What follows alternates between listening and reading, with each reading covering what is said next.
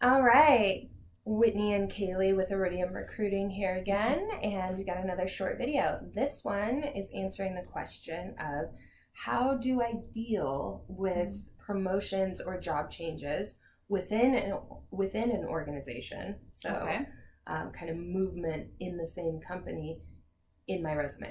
So how do you accurately reflect that? Because that's one of the big things that you want to capture. It's a value add for a future employer that your current organization, you moved up in within that organization over your tenure there. So I think one of the big fails that we see on explaining that is to separate them each role out as a separate kind of segment in the resume.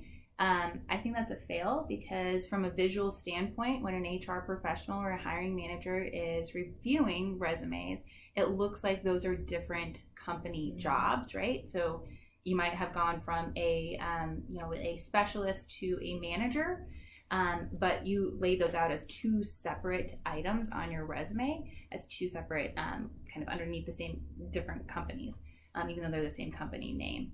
Might be a poor way to articulate it, but the better way to actually handle this is to make sure that they are all underneath your one organization, so whatever that organization name is, and then break them into separate segments within that. So it looks like three little jobs or two different jobs within that same organization, and make sure that your organization month and years are for the entire scope of your work within that org. So, for example, you might have a specialist role for 2 years, and then you went and you were promoted to a manager role for 1 year.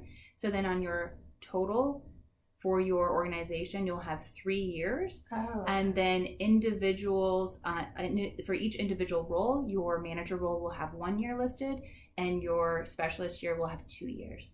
So that way you still get to kind of capture the data in each role, but make sure that it is seen as a collective progression within your career on your resume. Okay.